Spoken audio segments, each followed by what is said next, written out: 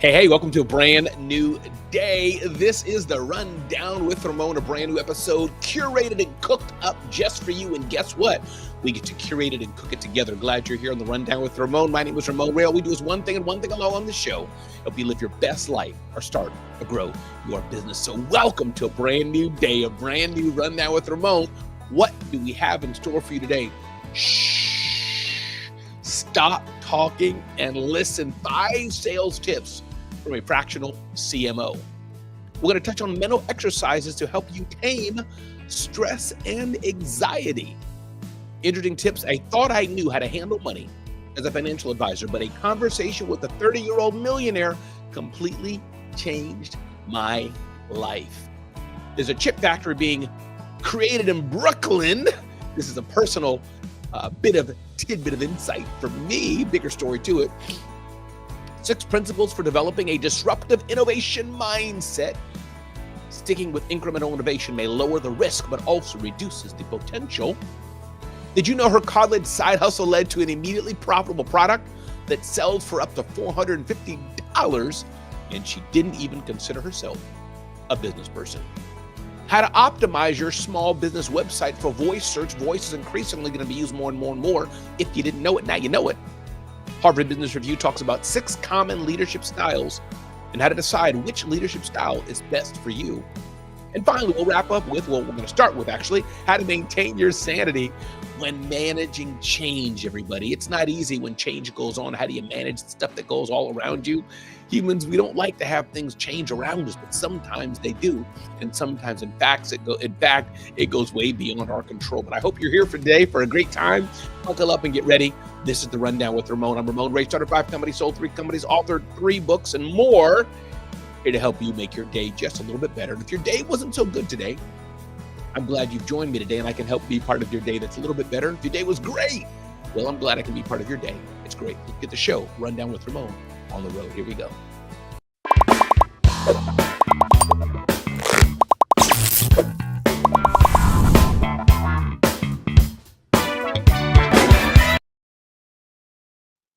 So I'm ready. It looks like you're ready. And let's see who's in the room today. Deborah Williams is here. Deborah Williams, good day to you. Good day to you, Deborah Williams. I hope you're doing fantastically blessed and well. Great day to you indeed. Glad you're here, Deborah Williams, on the Rundown with Ramon. So let's get started with a brand new show. Ding, ding, ding, ding, ding, ding, ding. Deborah Williams, how to maintain your sanity when managing change. We don't like things to change. We like things to stay the same, but unfortunately or fortunately, we're in a world where there's change happens all around us all the time, whether it's big things like a pandemic or smaller things like we have to move, or we just spilled a cup of coffee on our lap. How do you manage change, writes Forbes at Sherzad Odilov writes that. 1, managing change takes a few things. 1, ground yourself in the why. Why is this change happening? Number 2, adopt a beginner's mindset. Research indicates that 70% of enterprise transformation efforts fail, with a major contributing factor being organizational inertia, the battle against the way things have always been. So adopt a beginner's mindset. Number 3, fortify your network of support. Change can be isolating, especially for leaders. So surround yourself with other people that can help support you. Number 4, focus on the impact, not the activity. You can do all sorts of busy work, but focus on the impact of the change and not just the busy work around it. And 5, express gratitude. Be grateful the change is happening, especially if there's some nugget that you can find to be grateful for the change. So, how do you manage change and not be stressful in a changing situation? 1, express gratitude. 2, focus on the impact, not just the activity. Number 3, fortify your network of support. Adopt a beginner's mindset and ground yourself on the why. Deborah Williams, I don't like just change for the sake of change, but sometimes change has to happen. And oftentimes when that change happens, it can be good for us. But sometimes there's change that happens, Deborah, and that change is not so good for us. What are we going to do about it? Fold and cry? No, we got to move on. Ding, ding, ding, ding, ding, ding, ding. 6 common leadership styles and how to decide which to use and when. Leadership is absolutely important. It's a bedrock of success. And good leaders often make great organizations, and great organizations, I wonder sometimes, do they make good leaders? But good leadership is absolutely important. So what are some different leadership styles that are there, that are around, and how can we improve on those leadership styles? How to decide which to use when? Number one, coercive leadership style, which entails demanding immediate compliance. Coercive leadership style is important. Authoritative leadership style, which is about mobilizing people toward a vision. Pace setting leadership style, which involves expecting excellence and self-direction. Affiliative leadership style, which centers around building emotional bonds. Democratic leadership style, which involves creating consensus. And a coaching leadership style, which focuses on developing people for the future. Which kind of leader are you? Which kind of style is best for you? And as you're thinking of which kind of style, the point here to take, it's not just which kind of style, but which kind of style do you use at which time? Sometimes you have to bring different styles of leadership out of the leadership toolbox, depending on who you're working with. Maybe some people need a more coaching style. Maybe there's a more democratic consensus building style. Maybe there's more the affiliative style, building emotional bonds with some people, pace setting, keeping things going forward in a direction. Maybe you have to be a bit more authoritative. Hey, people, this is the vision. Here's where we have to get there. Let's get there and move. And maybe you have to be a bit more coercive. Everybody, my name is Ramon Ray. This is the Rundown with Ramon. Get to know me better at RamonRay.com. Don't forget to check us out at zoneofgenius.com. I have a great email newsletter, which you can check out as well at RamonEmail.com. You'll definitely want to check that out, RamonEmail.com, and sign up for it. Thanks for being here. Listen, every day is not going to be perfect, but if you can keep your mindset right, then maybe you can make what seems to not be a great day, make it just a bit better for you. Ding, ding, ding, ding, ding, ding, ding. How to optimize your small business website for voice search, writes my friend Riva Lasansky in allbusiness.com. More and more, you can pick up your phone and you're speaking to it and searching on things. According to a study by Voice Search for Local Business Study, almost half of voice search users search for a local business daily. I need pizza. Find me the find me the local Chinese shop. Find me the local Italian shop. Hey, Karen Benson, glad you're here for the day of tips. Welcome, Karen. Glad you're here with us today. So voice search is important, and you need to be aware when people search on something, does the local search get optimized for your website? And in the power and world of AI, how can your website ensure that its results are integrated into AI? It is, whether you like it or not, most likely, and linked back. So how do consumers do a voice search? According to, Bright Local, smartphones are the most popular tool for voice searches for local businesses. And smart speakers are the least commonly used. So more and more people are taking up their phone, obviously, and doing it. However, people who own smart speakers use voice searches more frequently. So what do consumers search for? One, restaurants, 51%, grocery stores, 41%, food delivery, 35%, clothing stores, 32%, hotels and beds and breakfast, 30%. So voice search is only going to grow and grow and grow.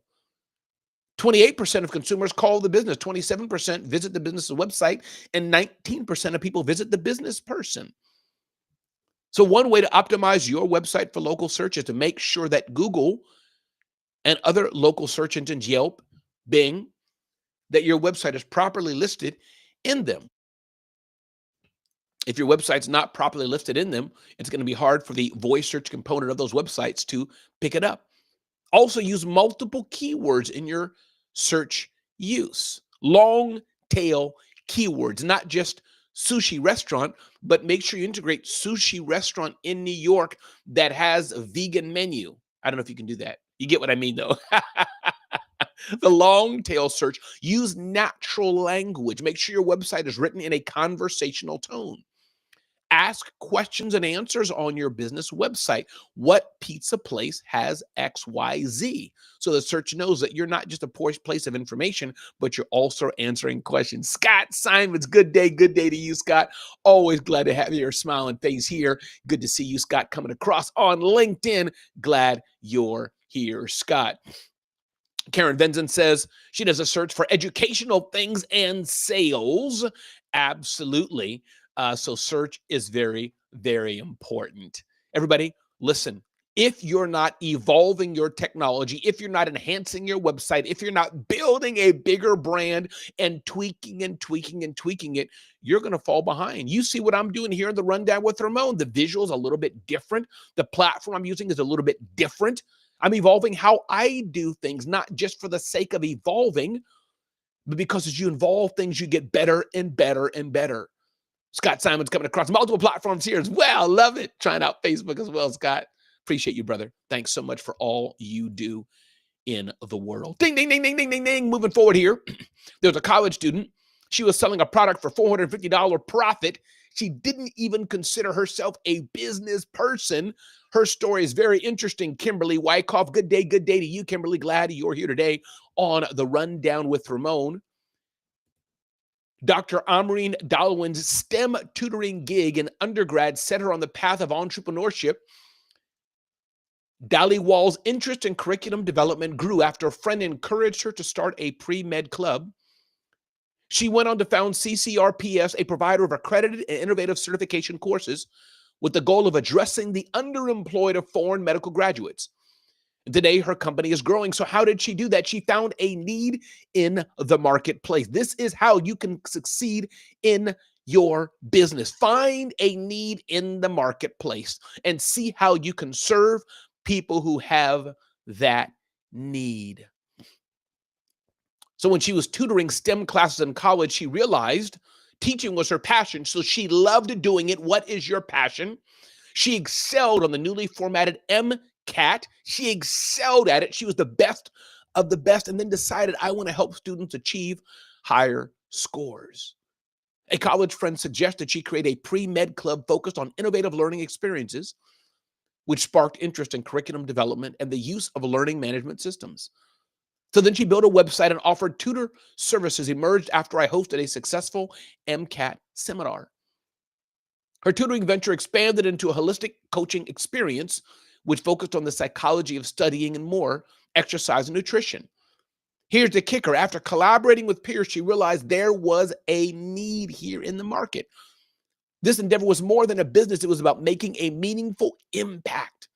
So CCRPS was founded to address the underemployment of foreign medical graduates.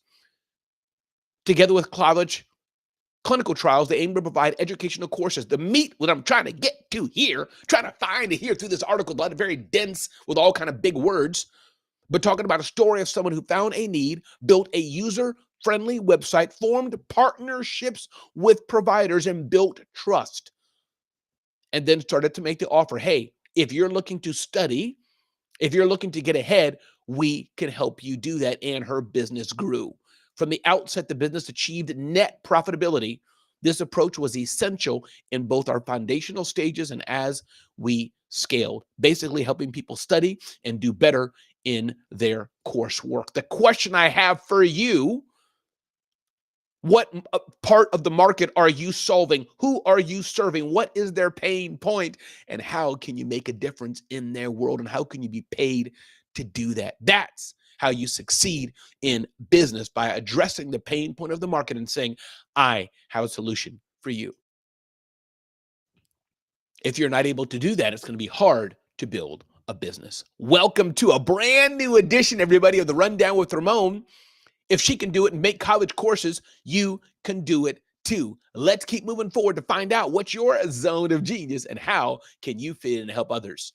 Inc. talks about 6 principles for developing a disruptive innovation mindset.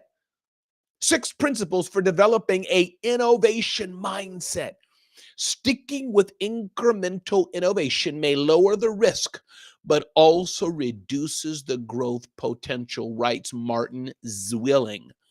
Oftentimes, we want to stay in a place of comfort, a place of safety, and place of security, and doing the same thing that we do day in and day out. But I would dare say that's not the place of maximum growth. Yes, you don't want to risk your family. You don't want to risk your personal health. You don't want to risk everything.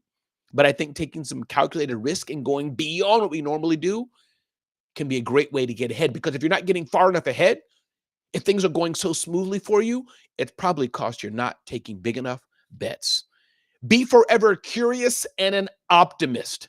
That's one way to develop a disruptive innovation mindset. Be forever curious and an optimist. Unpack your best ideas. Learn more every day in layers. Never give up on finding a better way. Prepare incessantly and daily. Put the customer at the center of your business concept. This is how you stay disruptive. This is how you stay innovative, by putting the customer at the center of your business, preparing incessantly and daily, never giving up, and finding a better way always, learning more every day in layers.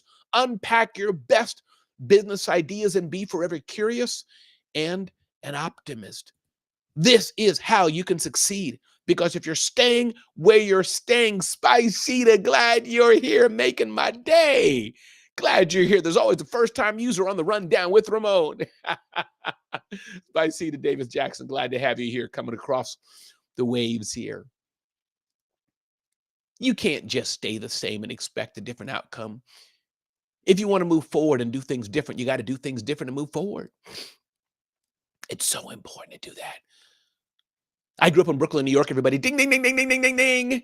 And Brooklyn, New York, I grew up in the Flatbush area of Brooklyn with all the Caribbeans, the Haitians and Trinidadians and Jamaicans and Barbadians and Grenadians. And it was just me, a regular black guy. That's where I grew up. And one thing we didn't have in the area I was at was a lot of high tech. But I'm reading this article here in the Wall Street Journal that there's a chip fab business growing in Brooklyn called Nanotronics is building small modular chip plants designed to be shipped anywhere. So normally chip plants, you think of Intel and AMD, these big companies that have huge mega giant factories. But it says here they're building a cube fab, a modular chip manufacturing facility bundled with artificial intelligence powered software that can be shipped anywhere and assembled on site. A cube fab can be up and running within a year, producing semiconductors in virtually any location, the 14-year-old company said. So you thought maybe it'd be open in a few days. No, it takes a lot to open up a chip factory, but it doesn't take, I guess, the lot of years that it normally took.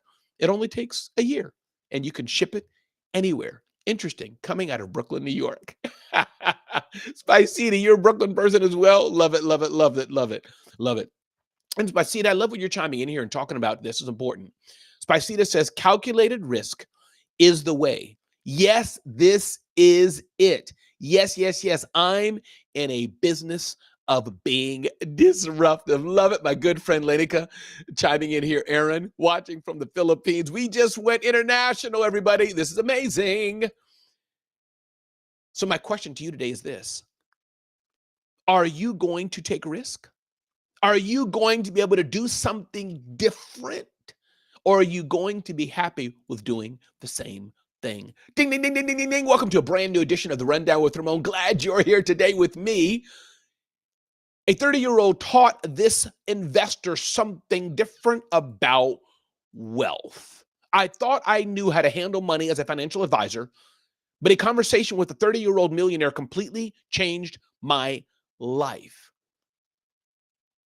What was the advice this 30-year-old taught this financial advisor about life? What did he say? And the one thing he told him was make a list of things that make you happy.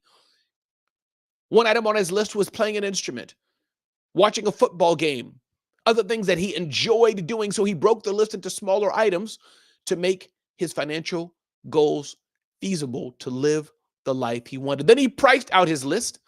I gathered each item's cost and put on a list. What would it cost me to learn an instrument? What would it cost me to maybe travel? What would it cost me to have an experience with my wife? What would it cost me to have an experience with my husband? What would it cost me to provide for my children the way I want? And then he optimized his income and his schedule. The remaining 95% was allocated to taxes, investing goals, and paying down debt. I did this by setting aside 5% of my side hustle income. This had two effects. Not only did it help me achieve portions of my ideal lifestyle, but it helped me avoid burnout. Everybody listen, if you want to grow, if you want to be at the financial place you need to be, this means you need to map out a plan and make it happen. These things don't happen by accident.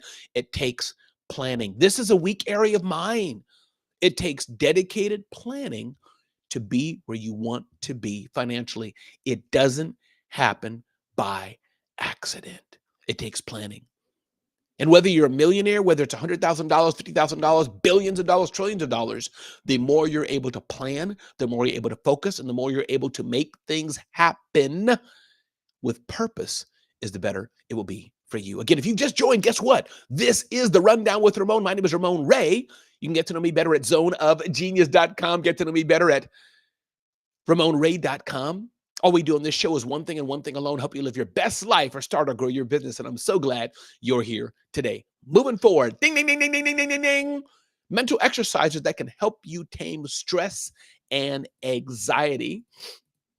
This insight is from Darius Farrow.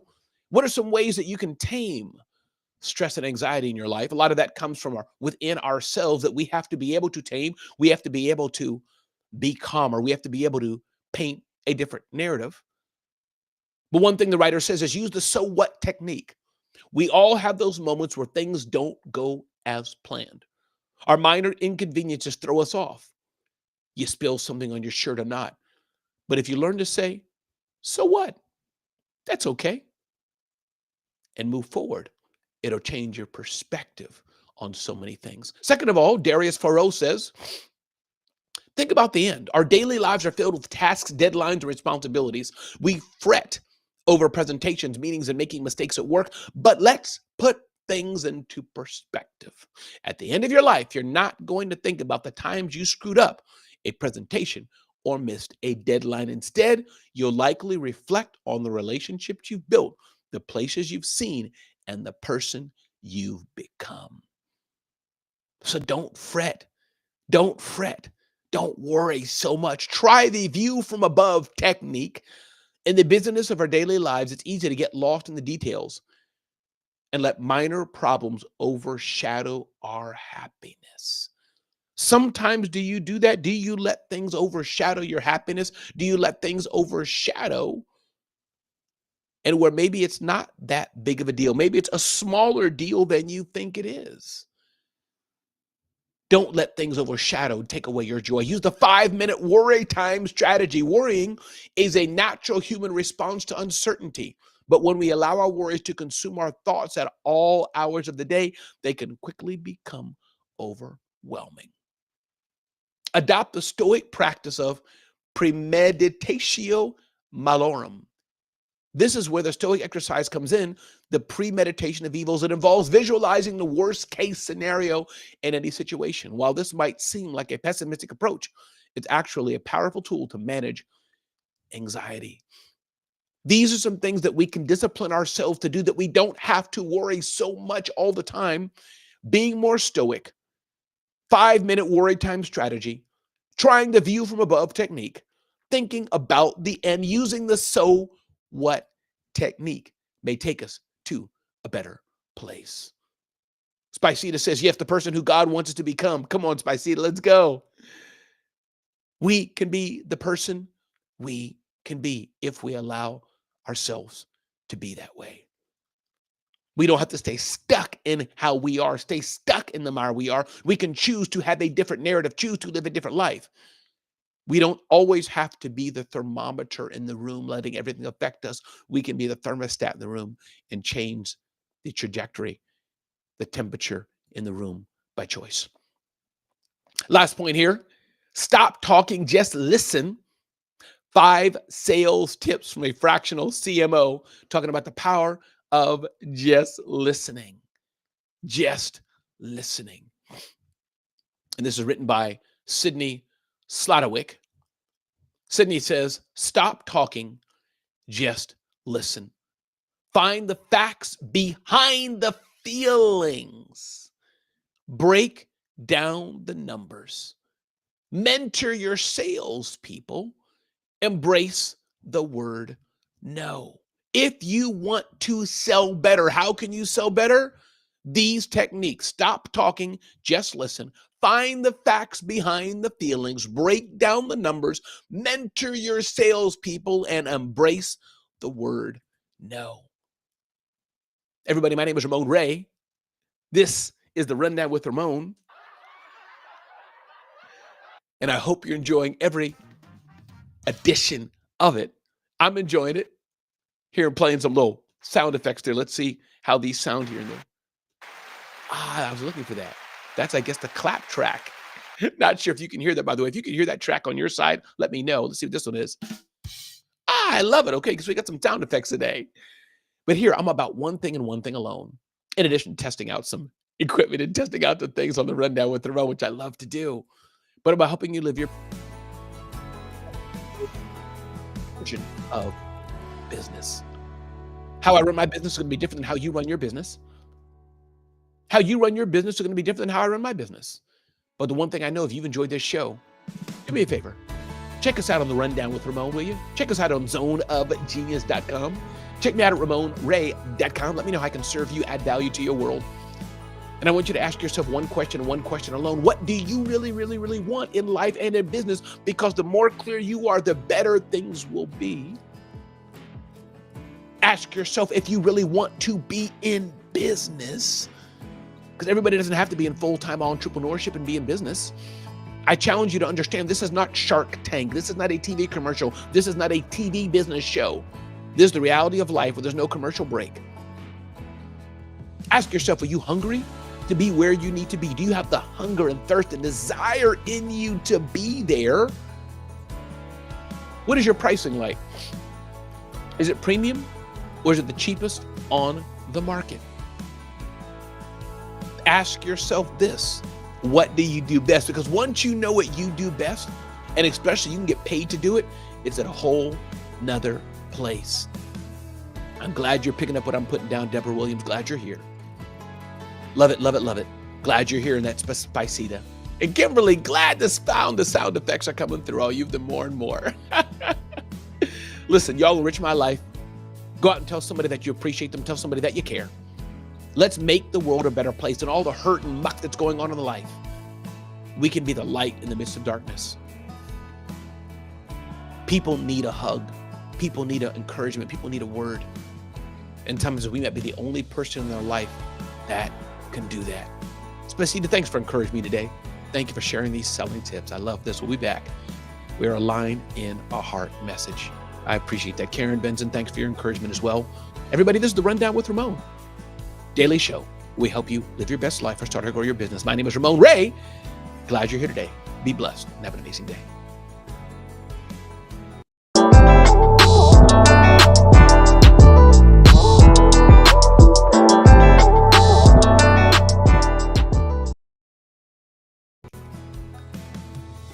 And Ray Drummond, I will take that yes. Hey, everybody. Thanks for listening here, and I'll see you in the next edition of The Rundown with Ramon. Go out and make the day much better because you're in it.